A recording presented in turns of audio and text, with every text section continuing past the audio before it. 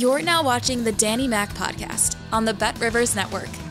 Thank you for giving me a little bit of time. It's a Bears post-game podcast on the Danny Mac experience in the NFL season. I'm giddy today because I think I could feel Chicago's collective exhale after the 24-18 victory over the Rams at Soldier Field. The Bears even it up.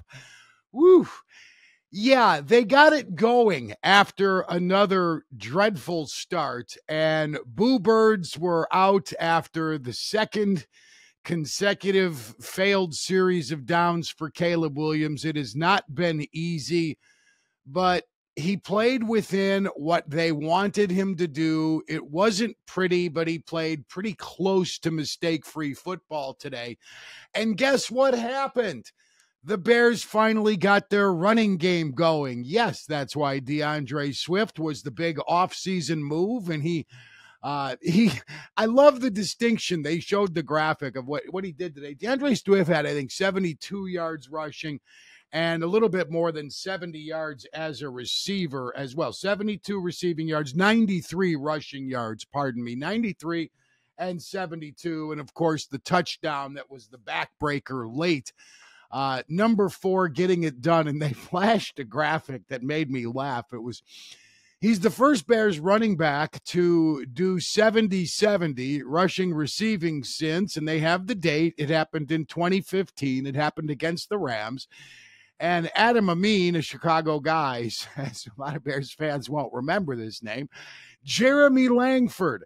Yay! Let us hope DeAndre Swift's legacy here is a lot more impactful than that of Jeremy Langford, whose name I saw last week, interestingly enough, as I was reflecting on the John Fox era of Bears football. But back to the present.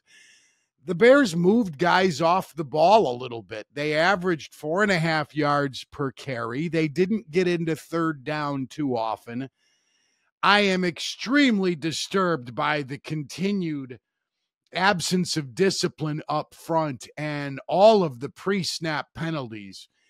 And it's becoming a little bit more chronic, should I say, for the guy most of us thought was the most stable piece of the offensive line, and that second-year right tackle, Darnell Wright. He had a couple of them today as well. Once he wasn't lined up on the line of scrimmage, he didn't have his helmet down to the belt of the center.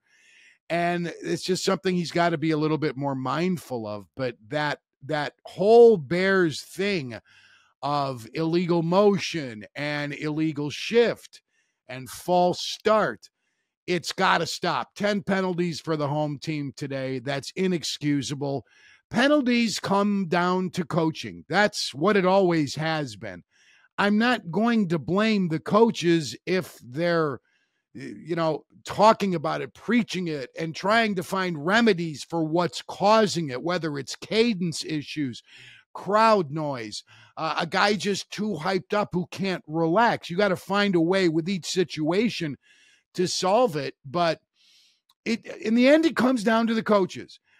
Now, here's what I'll say about Eberflus, and that would be Shane Waldron, who handles the offense. And Shane Waldron's had a really precarious first 4 weeks as the Bears offensive coordinator, and I did not know he was so sluggish standing on the podium as he is standing on the sidelines. I've heard a ton of criticism for him just being a wet noodle at his news conferences so far in this year. I couldn't care less about how he talks right now. I just want him to get that offensive line fixed and find a way to get all of these great weapons involved in the offense. And it's good to win a game like that and really feel like, even though it's another one-score game, and the Bears did not pull away, and they did not close the door like I thought they could have and punctuated the win with another touchdown late. But it's nice to see them win games when the number one guys aren't doing all of the damage. I know people get a little bit tired of not seeing Swift get involved. I do too. They counted on him. They fingered him in the offseason as a key piece, and they look kind of silly if David Montgomery continued to flourish in Detroit at $4 million per. I probably got that wrong. I'm a little bit tired, but I think it was what it was. The deal was 16 mil over 4 years. I thought it was 4 million per year, but Swift got a little bit more than that. Only a 3-year deal. I think it's good that Cole Kmet has a quiet game and the Bears win. I think it's good that you don't have DJ Moore racking up huge numbers or Rome Odunze. You win with what they give you, and the Rams, while they pressured Williams a lot, he did a nice job whirling dervishing his way around. Boy, that's a nice way to verb it. To stay up, they got him 3 times on the day, but he was hit a bunch of times. And I think it's a step in the right direction because they found a way to move the sticks when they weren't at their best again. Another shaky start. They calmed down. The defense played pretty damn good. Now, Kyren Williams, the Rams running back, is a good football player, and he proved it again today. The Bears kept him just under 100 yards. And for those of you who were looking for an investment going into this game, I hope you saw my pick for a same-game, in-game parlay because Williams was a part of it.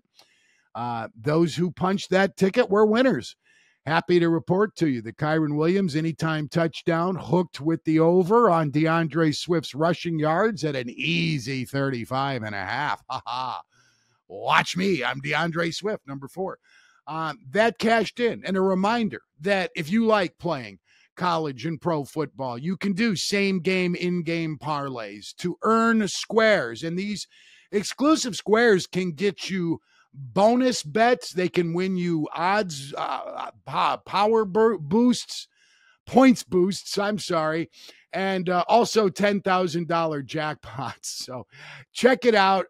Navigate your way around the Bet Rivers app and try to find a way to make some money when the Bears get Carolina in. That's next up for Team Eberflus, the second of 3 consecutive home games for the Bears, who are 2-2 as they hit the break. And man, taking a quick look around the NFC North, what the Vikings have done in September, to me, is shocking. I think the 4-0 Vikings might be the biggest story in the NFL through a month. The division was supposed to be a 3-horse race, and the Vikings, once word got out, J.J. McCarthy was going to miss the season after meniscus surgery, not ACL reconstruct, but he had meniscus surgery on the knee.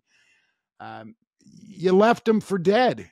Aaron Jones has rejuvenated the Minnesota offense. Now, they didn't kick the crap out of Green Bay in the second half, and I'm looking forward to after tonight's night game, watching the Packers and Vikings. Or if the night game is a dud, I'll watch it because I recorded that. First time this year I was interested enough in a non-Bears game to roll on it while watching the Bears. And I'll watch the Bears again academically tomorrow. I always watch through the first time as a fan, but I'm eager to see the Packers and why.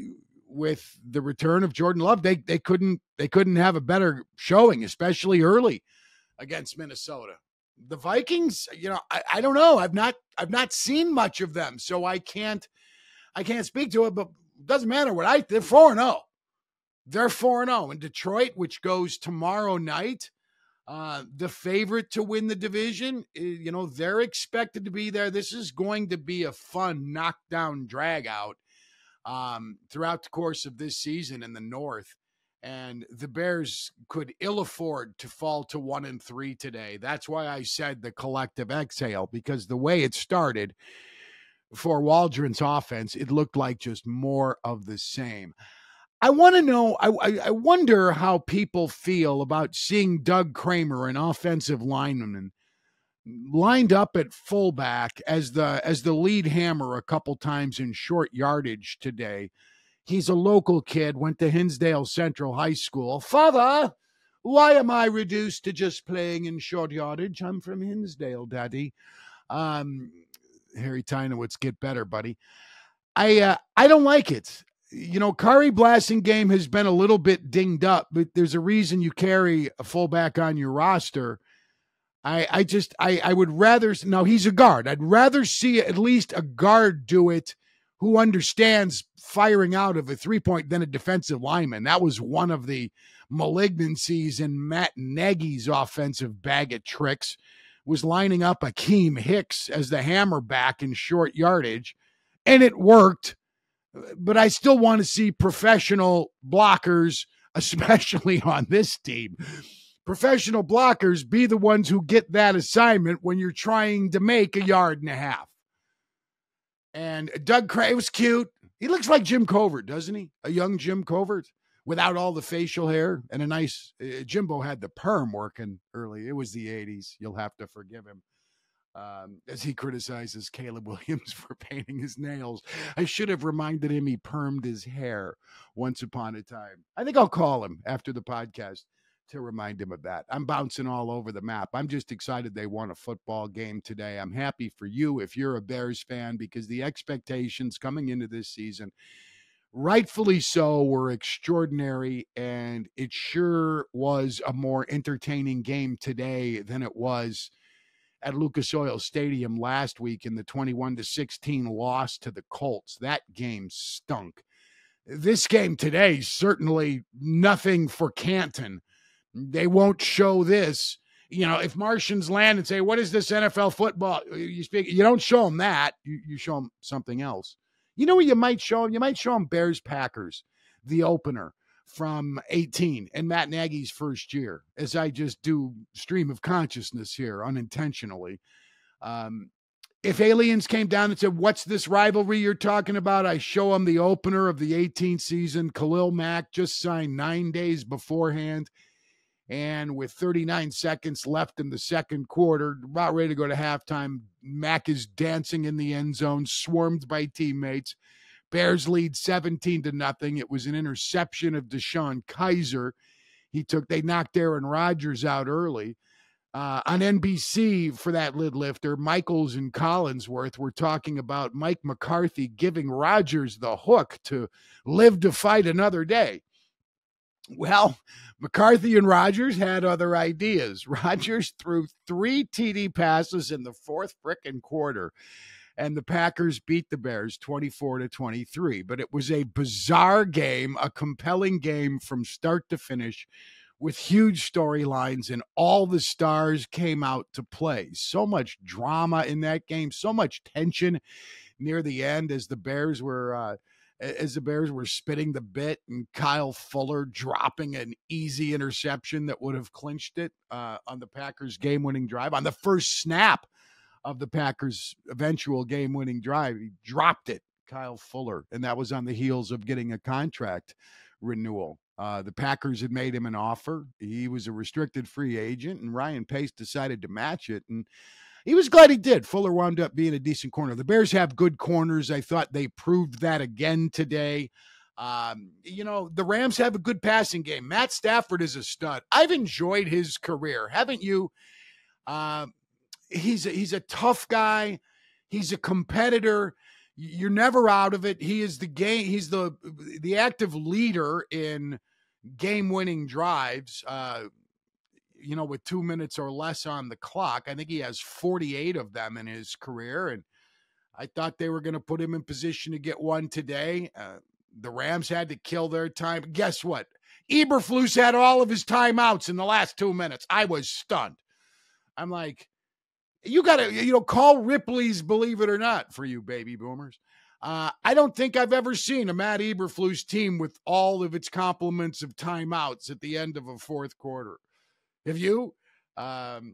We don't write these things down, I know, but wasting timeouts has been a Bears tradition. And, if you have to burn one early in a half, you do it. But they have done it. It's been a chronic problem for this Bears team, just like those pre-snap penalties. But the Rams passing game, very, very good. The Bears had answers for it today. Now, the Rams did put up some numbers. They shared the time of possession. TOP, pretty much a split right down the middle. Tail of the tape today, Stafford 20 of 29 for 2.25, no touchdowns, 1 interception. He was sacked 3 times. Gervon Dexter getting it done again for the Bears. And yes, Montez Sweat, way to earn that money. Tutu Atwell had 82 yards of receiving yards for the Rams. Jordan Whittington, 6 catches, was tops on the team, 62 yards, but no TDs. Caleb Williams, 17 of 23 for 157 and a touchdown. No interceptions, as I mentioned earlier, sacked 3 times. Roshan Johnson looks like he's playing healthy for the first time in a while. He was hurt early last year. I think it was week 5. He got hurt when Justin Fields twisted him around on an easy little circle route, a little safety valve. Just get rid of it, and we'll punt. And he twisted his ankle on that. Swift, as I mentioned, 772 receptions and yards. Komet, just 3 catches for 34 yards. DJ Moore, 3 catches, 22 yards, and a touchdown. Keenan Allen, 319. Rome Odunze, 110. Rome Odunze only with 3 targets. Allen back in a football uniform and out of civilian clothes. Good to see him back, but only 3 targets today. I'm okay with it. If all you need to do is ask this dude to throw it 23, 25 times because you're finally running the effing football, I'm okay with it. A quarterback, maybe you've heard this, a quarterback's progress is not linear. Put that on a billboard over the expressway. It isn't. So if you have to play it this way because that's where you're best equipped to beat this particular team, then that's what you do. The Bears found they could stand up the Rams a little bit at the point of attack. And in the second half, they called a bunch of runs. I'm good with that. Run the effing ball. 28 carries, 131 yards rushing for the Bears. 2 touchdowns as Kyron Williams ran it well, too. Just under 100 with the touchdown. So next up, it's the Carolina Panthers for Matt Eberflus. And, I don't think anybody needs to apologize for good luck. Good luck to me is where hard work meets opportunity. Ryan Poles has had an enormous amount of good luck in his 2.5 years as the Bears general manager. And I've likened him to NFL Aladdin. He is Aladdin, and he found the magic lamp, not in Agrabah, but he found it, and not in the Cave of Wonders, in Charlotte. David Tepper, the Panthers owner. Panthers losers again today. Andy Dalton can't win them all. With the trade, with selecting the wrong coach initially, Frank Reich, who was fired after a 1-10 start last year. They submarined Bryce Young in his rookie year, gave him no talent. Christian McCaffrey was gone to the Niners. That was a terrible situation for a 21-year-old kid when he checked into training camp last year, Young, and now has lost the gig seemingly. And they went 2-15 last year to accommodate the Bears getting the number 1 pick, Caleb Williams. And there's more rubs of the lamp coming for Poles. The Bears get a 2nd rounder this year from that trade they made to give the 1 to the Panthers for their 9th a few years ago, ultimately picking Darnell Wright at number 10 after moving down 1 slot with Philly so the Eagles could draft Jalen Carter. That's how that worked out. But no reason to apologize for having good fortune. He had some bad fortune, too. He inherited the shit that Pace and his predecessor, Phil Emery, left because the stink still was on the Bears from Phil Emery. He left Pace all jammed up, and Pace panicked. He made some bad picks. His first one, a first-rounder, Kevin White, hardly got on the field in his 3 years here. So I don't think he needs to apologize for it, but you're silly not to at least acknowledge the Bears have had some luck to get Caleb Williams and Rome Odunze and all of these draft picks and having enough budget 2 years ago to go out and get TJ Edwards and Tremaine Edmonds, who have been really good. So it's Bears and Panthers, and I have my fingers crossed my favorite Carolina Panther of all time will be able to check in. But I'm not going to promise it because I promised Hall of Famer Tim Brown recently, and Tim stopped corresponding. I really want to talk to Tim Brown. And then I screwed up the Jim Everett interview. Okay, enough of that. But I'm hoping Luke Kuechly will join us this week. If not, I'll find his college teammate, Michael Morrissey, son of former Bears linebacker Jim Morrissey. Whoever does the broadcast next week for Bears Panthers, please let it not be Mark Sanchez, Mr. Man Bun. I can't stand his work. He sounds like some schlock doing local television in August for preseason games. He's ill-prepared. He doesn't know names. His movie references are terribly off. He's clunky. There's nothing easy about him. I can feel Adam Amin just, cringing at the next thought that comes out of Sam. It's like the 1950s science fiction movie Invasion of the Body Snatch. No, he said Invasion of the Human Body Snatchers. First of all, Ches, it ain't human body snatchers. It's just body snatchers. And it wasn't a 50s movie. It was Donald Sutherland who made it in 1978. Moment of silence for Donald Sutherland, New Brunswick's very own. Silence, I said. Thank you. Points boosts, Adam. That's what it was. So get Sanchez out of off my TV for Bears in Carolina. I'm back with more on that contest and all events with the Bears in the next couple of days. Thank you for watching. Sam Michael is the executive producer of these podcasts. Adam Delavitt, Baby Capone, runs the show at Bet Rivers. Randy Merkin is the guy who gets me all of the guests for you. And Alex Pastor and Troy Mocker take care of everything with social media, research and development, and all that good stuff. I'm Dan McNeil, Bears in the Win column, Bear Down. Thank you for watching. Thank you for listening. Peace out. Bye-bye.